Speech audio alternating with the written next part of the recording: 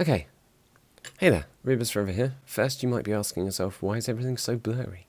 And that's just down to me not being able to trust the autofocus on this camera. However, once I've locked the focus in, it's pretty good. As long as I move the models into the correct zone, we'll be golden.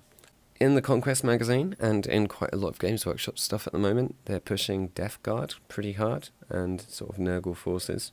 I have myself some Chaos, so I'm thinking of adapting what I have to be Nurgle. And I know that doesn't mean everything has to be one specific colour, but I don't own a million paints. And a lot of the paints I still own are, well, they're in pretty old bottles and not necessarily a great consistency.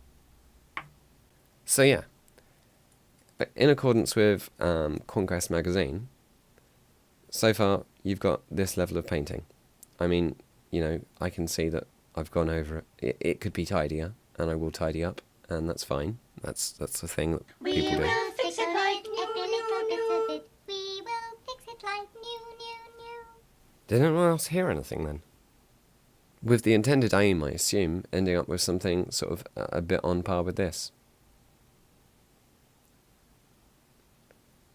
The problem being that my painting skills don't facilitate painting to that standard. So I'm having to come up with something that both uses the models that I currently have and maybe like adapts them slightly and is within my sort of range. So basically, after applying a tiny wash to Death Guard green, that's sort of what you'd get. You could apply some detail to that. It wouldn't look dreadful. I still think it could look a bit boring.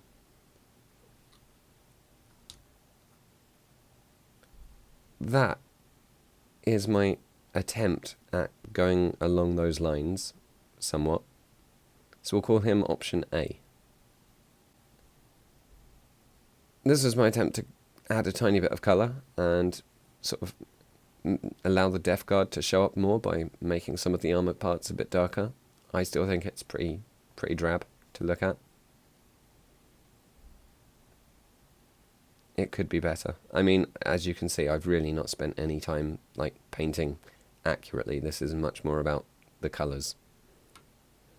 So that's option B.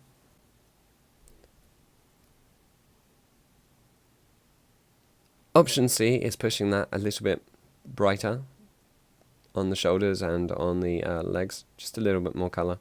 But effectively, not much different. This one represents me just going full-blown brave with the colours, and to be perfectly honest, is probably my favourite. I think that would stand out if there was a bunch of them on the tabletop a lot more. And I think I can still follow the instructions for how they want you to paint the models with the actual magazine, and have it sort of look consistent and coherent with those. Obviously, again, this is just like a bit of a rush job. The wildcard choice, just for the sake of convenience and completely ignoring following the trend for Death Guard at the moment, would be this option, which is just really easy to churn out. This option would save me a lot of time, because it's basically just painting the whole thing red, tiny bit of detail, and then doing the white face.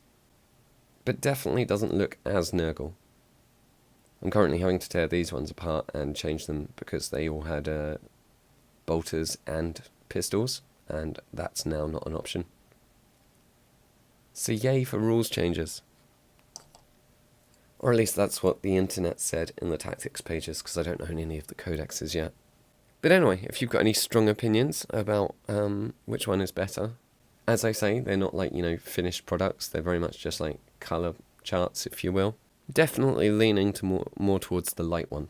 Anyway, thanks for watching. If you want to support the channel, there's a Patreon or a PayPal. There's a Steam group for Rebus Forever. And there's my normal gaming channel, which is also Rebus Forever. Toodle pip.